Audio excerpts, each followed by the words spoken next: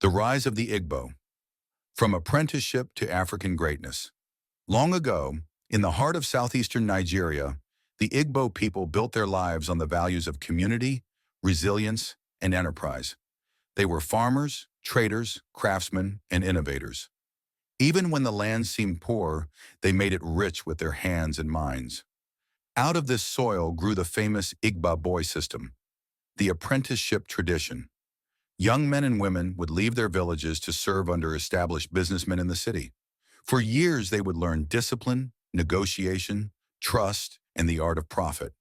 Then, when the time was right, the master would settle the apprentice with startup capital and connections.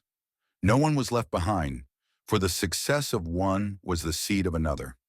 At first, their shops were small, in the busy markets of Onitsha, Aba, and Niue.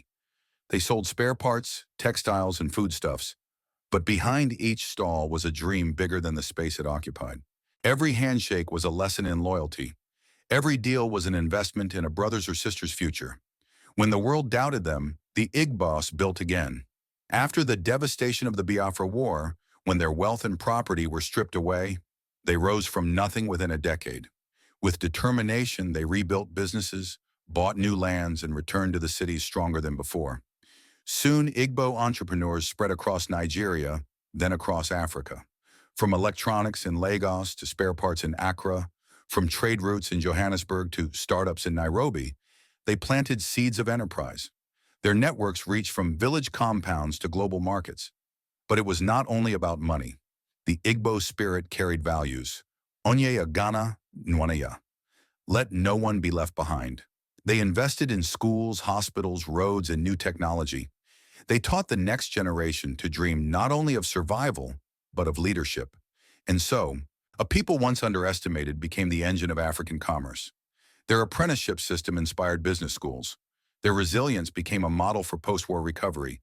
Their unity in trade made them the bridge between Africa and the world.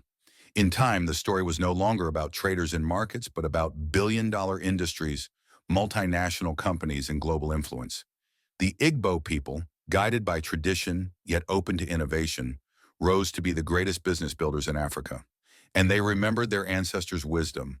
True wealth is not measured in gold alone, but in the generations you lift up with you.